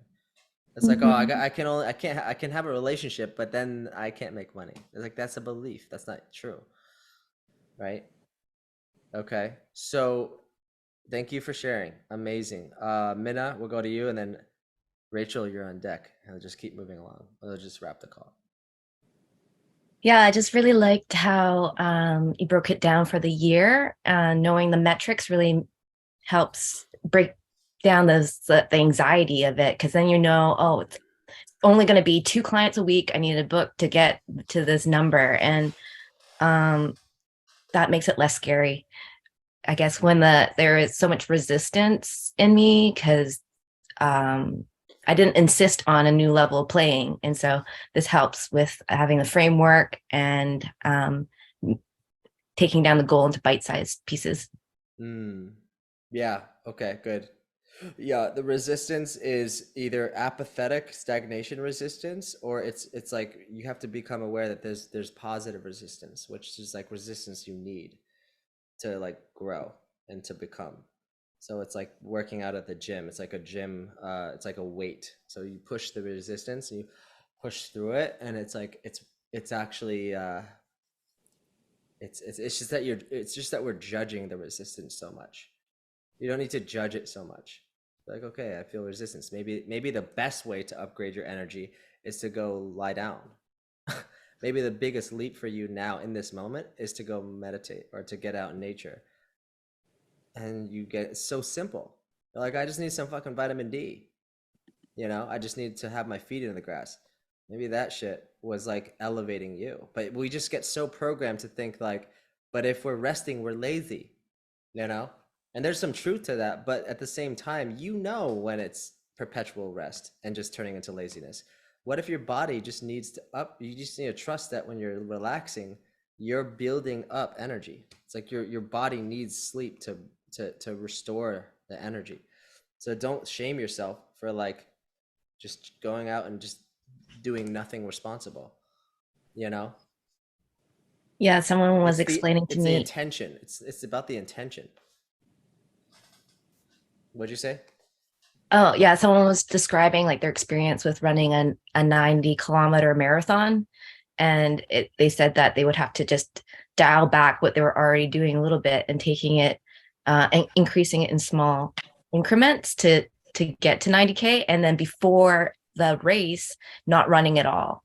And then having the reserves to be able to push yourself that way. I love that. Thanks for sharing. Amazing share. And then Rachel. Sorry, we ran out of Hello. order. My screen like went like Oh, this, no. so it was like weird. No worries. So the part that I was very much resonating with was the part where you were talking about doing things every day that push our comfort zone. I love that Yes. concept and Yeah. definitely love implementing that. And I agree that the more we do that, the easier things become through the consistency, and overall the idea of doing the schedule and the time blocking, it's very attractive, but it's not something that has seen a lot of consistency. So that is a major goal for this weekend and moving into next week, is to get organized in that way. Yeah. I mean, you really only need to do this once a month. It's like, because once you create the recurring calendar event, like you don't have to keep rescheduling it. You just say, I'm gonna put this in every week at this time. So just, then it just becomes a habit, and then the habit becomes integrated into you. Right? This is why we focus on identity work, though. So before any of this is going to work, you've got to decide that you are the multiple six-figure coach. You are, at least that's not who you are. You're not your job. But I'm just saying that gets to be an alter ego for yourself. It's very powerful. It's like you put on the cloak. You're not the cloak, but you put it on.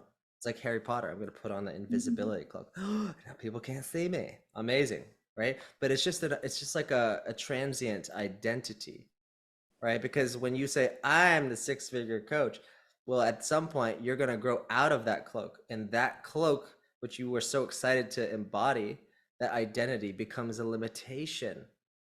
You see that? Because at one point I thought I was a music producer, right? And I'm like, ooh, then I'm like, ooh, now I'm a successful music producer. But then that became a limitation, right? So there's higher levels of identity where you're the all that is, and you're the witness of all this. And you dissolve the witness, and now you're the all that isness, right? So you're expressing God through the breath. That's all you got to do. If you're breathing, you're expressing God. And so when you allow yourself to just believe that, then you stop grasping the circumstantial identity. And then whatever it is that you do say or do, it just comes from a different place. It comes from a place where you're sharing, but you're willing to walk away. Like you're just not attached to what happens. And that's what creates the gravitas. You see that? I don't know. That's one of the trainings that we will go deeper on. But that was a really good share, because living on your edge of fear is like, you're like, well, if I can do that thing that makes me scared, well, then like all the tasks for the business just feel not a big deal. You see that? Like if you're personally living on your life's edge, forget about the business. Live at your edge in life and watch how easy the business becomes. All right. Be willing. You're desiring, you're focusing on manifesting and pleasure. You're focusing on that, the vision. Your why. Yeah.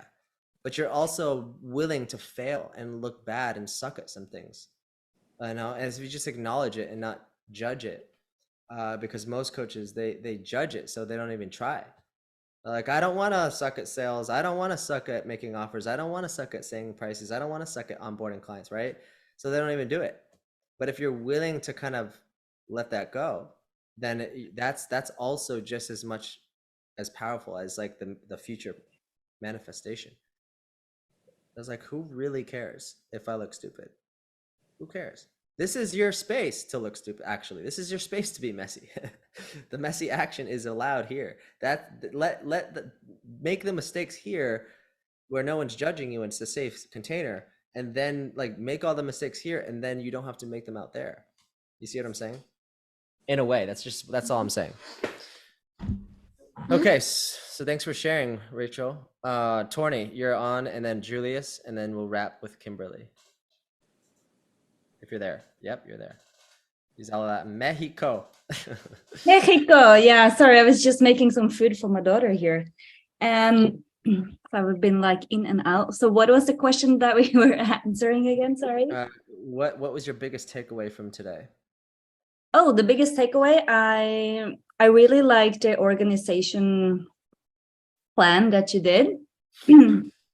Because I've been traveling now for 8 months in a suitcase, and I haven't had like a routine that I used to have. So it's nice to like have the templates to go back into the routine again, and to make the routine whatever you are, to at the time, and to just do the thing. Yeah.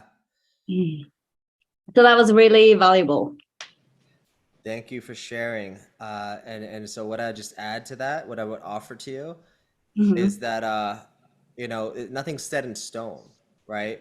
So maybe this level of accountability for yourself by, you know, handling your scheduling, maybe you start to find out that, you know, certain tasks you can kind of move around on the schedule like a Tetris board. And because maybe it's just not like aligned with your design, you know?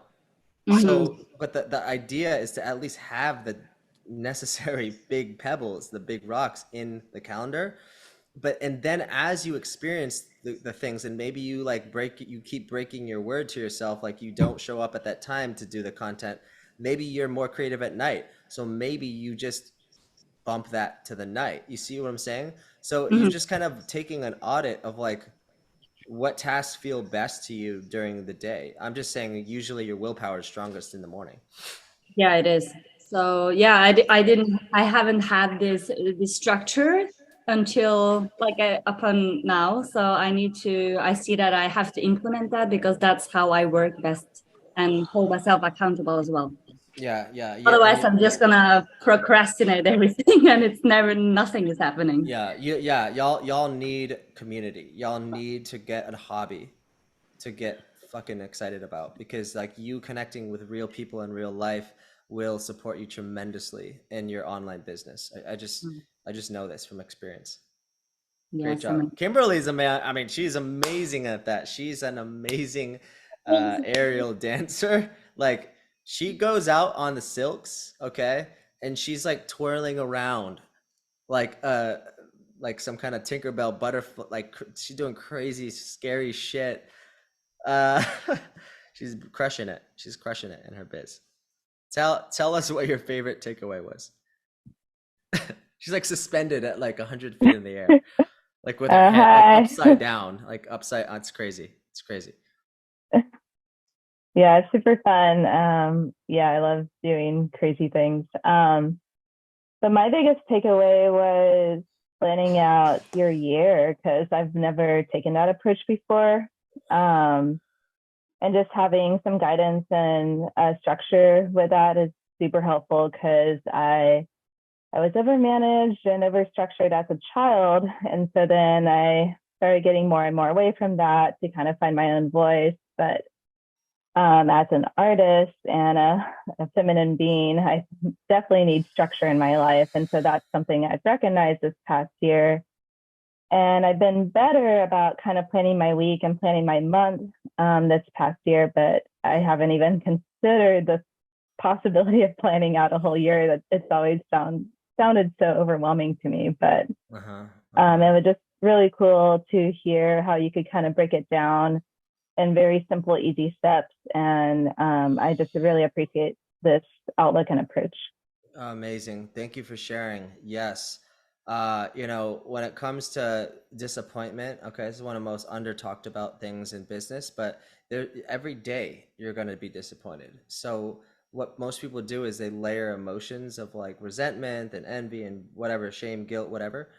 And so just accept it. But like what's going to happen is that like you'll just shift out of that, and you won't hold on to that. So in other words, how you do one thing is how you do everything. So if something doesn't go your way immediately, don't let that energetic carry through to the next task, right? Does that make sense? So in other words, have the memory of a golden retriever throughout your day. Just be like, what? Right? Because if you keep ruminating on that, that's going to bleed into you showing up powerfully for a coaching call or a sales call, right? Or like a content thing, whatever. Right? So don't, just be aware of when you're holding on to like something that didn't go your way, and then you're beating yourself up. Right? And so when something doesn't go your way, you may feel burnt or hurt or whatever, but the key is to understand that you need those contextual what's it called, you need that contrast as like clay, that it can kind of molds what you prefer not to have and what you prefer to have. But so many people live life like looking through a black and white like lens, and they don't see the value of failure. They're just making it mean something about them, like there's something wrong with them. But you realize something doesn't go your way, that's clay that now you are getting clarity on what it is that how you can improve or whatever, right? Does that make sense? So it's like we get the process focus. You're not a product, you're a process. And so when you think about manifesting, I don't know why I said manifesting, the cool thing about blocking out, like, hey, I'd love to have the prosperity to go take a fucking trip out to Maui or whatever, right? So if you just put that in your calendar, okay, and you remind yourself you did plan out the whole year, go ahead and pull up Airbnb or booking.com for dope ass places to stay in Maui, and connect your consciousness to the vision of those beautiful, luxurious places, of where you're gonna stay. And you can even take this to the extreme where you're like, you know what, I'm gonna buy a whole new wardrobe for this, and I'm gonna go on my favorite clothing shop place online, and I'm gonna go connect with the energy of like those new clothes I'm gonna wear in that future reality. And I'm gonna connect to the excitement, and I'm gonna just add up the items, and the cart just gonna get bigger and bigger. And we're talking like tens of thousands of dollars of bookings and clothing and luxury and abundance, right? And so it doesn't, who cares if you're not gonna pay for that? It's just you allowing yourself to experience the feeling of that, right? This is a big reason why we're doing this planning, not just for the actions that you need to take to get there, but also it gives you permission to play big. It gives you permission to see that maybe perhaps you belong in that reality, even if it's unfamiliar. Maybe it gets to feel normal to you. Maybe playing big is easier when you just let yourself see that vision and connect to that feeling, right? So go knock yourself out. Go knock yourself out. To raise your vibration, just go add up that cart of all your favorite clothing. Go book that, go look at what that trip would be, and just delude yourself into feeling like you have it now. Okay, you got to be a little bit delusional when you're doing this stuff, okay? But in sales and marketing, you're helping people to stop deluding themselves and to confront the truth, like confrontation. Like, well, if you knew, like, you can do this by yourself, or you could get my support. We could get there a lot faster together. It's up to you, it's your choice. So it's like being a reflection for them out of love, but it's also inspiring them and empowering them too. But it's not just about exciting them to buy. It's about helping them to like be honest with themselves about what's really going on, but also be honest with themselves about what they actually want. That's part of your offer too, is to help them get creative about expanding their mind for what's possible, right? So the more you stretch their mind for what's possible, the value of your offer gets bigger. So you don't just ask them how much money you want to make. You ask them, and where would that lead? And what would that allow you to do? And what opportunities would become available then? And then how would that impact your relationships? How would that improve your health? How much more money would you be able to invest into your lifestyle, into your freedom? And how would that feel? And so you just keep pulling that out, evoking that vision deeper and deeper and deeper. And that creates the energetic so that the value of your offer gets higher. Okay? Too many coaches are like too excited about their shiny shit. Like, I've got the best process. I've got the best solution. It's like no one cares how you help them get there. They just want the result. Right? So help them to get honest with themselves about what they want. I talk about this all the time in my marketing. It's like most people just aren't honest with what they want. They dance around their goals, like out of like imposter syndrome. But once we just own it and we're like, I want to be a fucking multi-millionaire coach and be able to impact millions of people's lives. I know that sounds amazing, but there's a part of me that doesn't believe it. But the more you repeat that, the more normal it becomes. But like, you've got to own it, and you've got to help people to own it, because it's not that they don't have the money, they just may not believe in themselves. So you've got to go deep on like helping them to get future pace, get excited about the future. Is this making sense? Because the higher you stack the vision, and the deeper you go into like how this is impacting their life negatively, then the gap, you can just talk about what's in the gap and how much this has costed them from not having, the result. And if they had met you a year earlier, they would have had all that money, all that success, all that abundance, all that love, and whatever your niche is. But they start to realize what it's costed them, and so that's what creates the commitment. When now they're committed, they're like, yeah, let's go do something about this. And then you say, it doesn't take time to make a decision, it takes information. So I just want to make sure you're not confused about the program, because to be honest, thinking happens now. You just either want it or you don't. But once they acknowledge the gap and they're committed to this, okay, like it just the gates start to open up to like now they're more willing to change and stop doing the same thing they've been doing. And now they're open to change. Okay, do you see what I'm saying? And so once they just acknowledge what that is, and you're not guilting them or shaming them, you're just asking them for permission. Can I ask you this hard question? What will this cost you? And then when they start to understand like what it will cost them and what it has costed them, now they're more willing to be like all in committed, not just 1 foot in, 1 foot out. Okay. Is this making sense?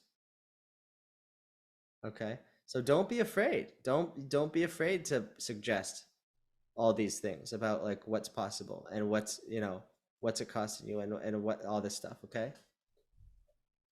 Because essentially that will, if you're listening to that, like that's information. I don't like to use this word ammunition, but it truly is leverage that you have now of collecting all the problems, all the feelings, all the desires, and what's in the gap, the missing. And so that is how you listen and you match your offer to those problems and desires, and what's in the gap, what's it costed them, and what's possible when they achieve the goal that they said they want.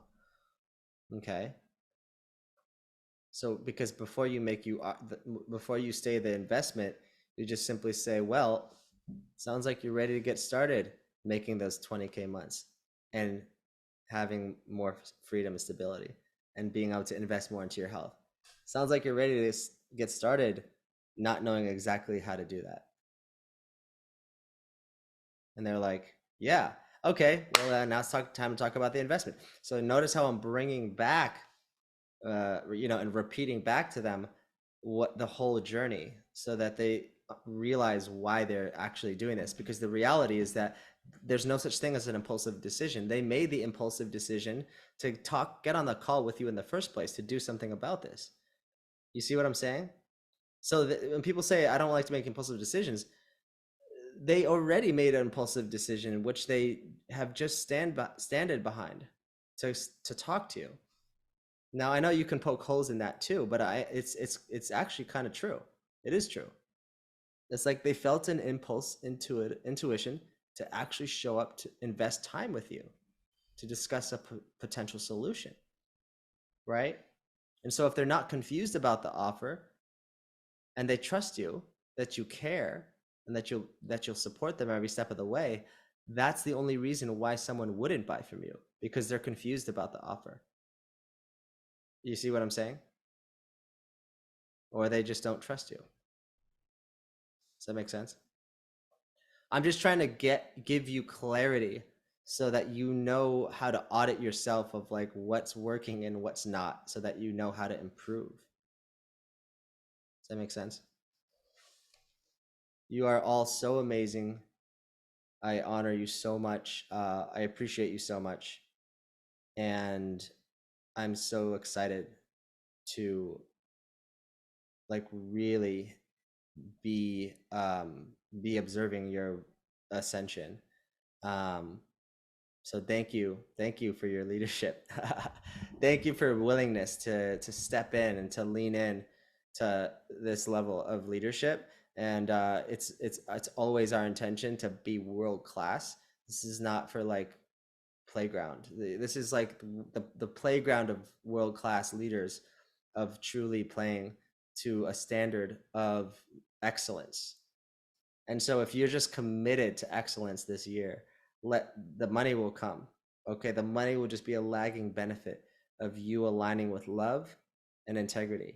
If you just choose love and the truth, and you just claim your power, and you stop being afraid of your own power, you will start to unlock more energetics, more love, more honor, more passion, more bravery, more courage, more acceptance of yourself, so that you can express yourself fully, and you can allow someone to just be seen by you, and you just be the mirror for them.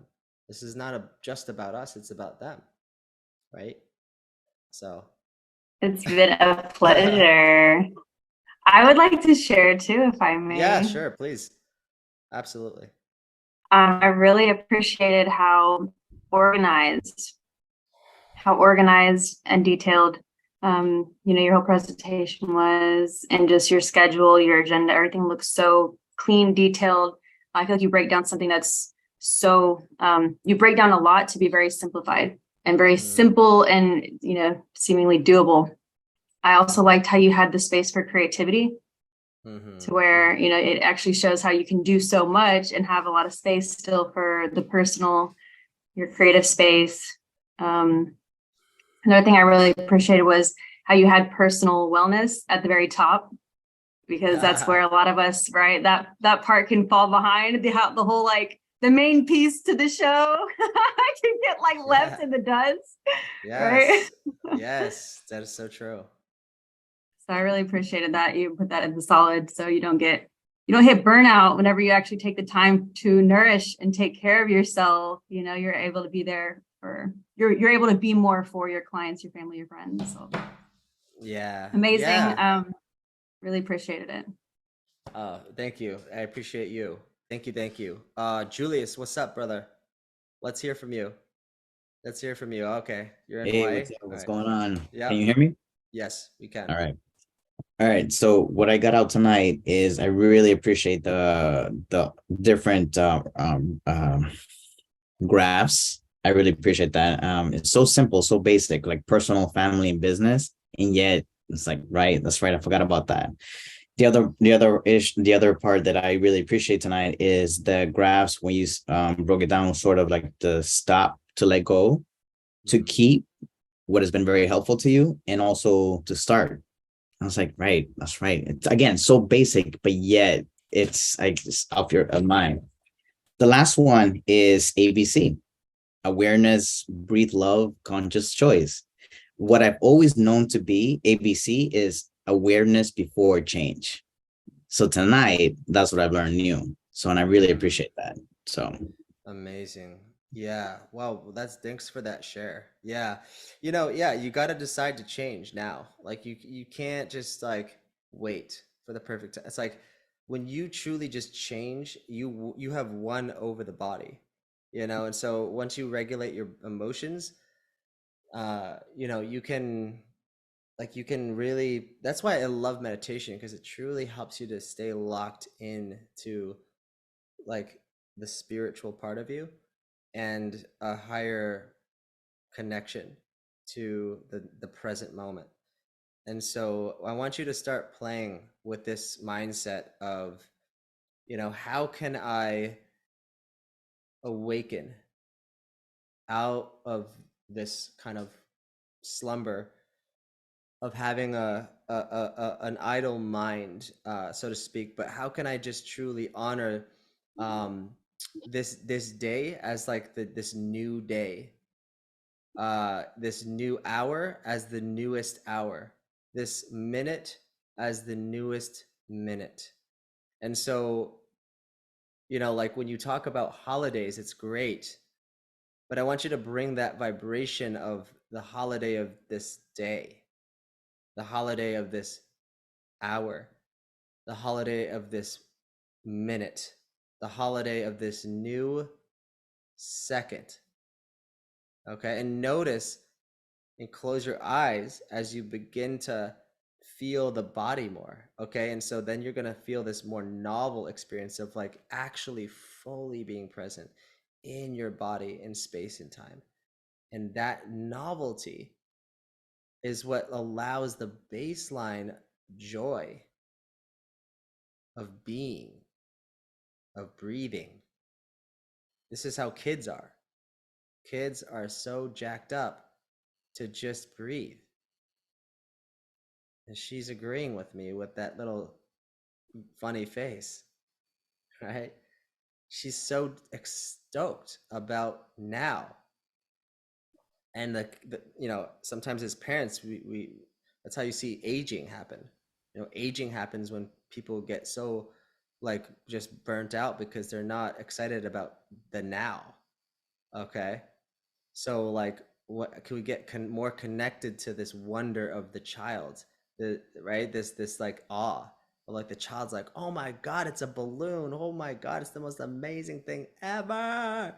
Oh my God, right? And so the vibration is so high, okay? And so they're just stoked to be here now, okay? And so then take that vibration with you to the business and notice that some part of your mind takes over when you take out your phone and you're about to record something, and how like all these masks start to come on. Just notice it, don't judge it, but notice how you start to put a mask on, and when you're recording a video, you're looking at the video when in fact you should be looking in the lens, right? Like as if the lens is an eyeball of someone else, your ideal client, so instead of like looking down at yourself, like like you're looking in the mirror, look at the camera lens, like you're talking right to that person. Okay. And then just watch how much more magnetic your content becomes, because you're actually looking. That's like me having a conversation with Minna, and like the whole time I'm just looking at her stomach. I'm like, hey, what's going on? She's like, hi, I'm up here. I'm like, oh, okay, there you are. Right. So just pay attention to that. You don't have to go delete all the videos you were looking down, but I'm just saying now moving forward, you can practice that. Okay. Because it's different. It's different. Right now I'm looking down. Now I'm looking right into the camera. So you see the difference, how much more present you feel, because I am present with the camera. yeah. Okay. In the quantum field, there's no other. It's just you experiencing a bunch of different reflections of you. You see that? So if I love myself, it doesn't mean I'm egoically loving myself. Which is nothing wrong with that. But I'm just saying, when you listen to the now and you're fully present, You are experiencing yourself through other people, right? You're getting a reflection of how you feel about yourself through other people. And so if I know my job is to listen to the now, that's actually the highest form of self-love. It's a higher form of self-love. You'll start to feel deeper levels of unconditional love. You listen to the now. You are this moment, like you are this moment. You are so held. Okay? So let the now hold you like a warm bath. It's like, just listen to the now. That's the best way to love yourself. Listen to the now. I know that sounds really weird. Like, what does that even mean? Listening to the now. Just try it. See it for yourself. Just say, I'm listening to the now. So anyways, I appreciate you all. You're all amazing. Let's go make this the most epic, unforgettable year. Okay, let's be all in. All in. Spiritual, multidimensional aliens. We'll see you all very soon. Okay? Peace. Have a good night.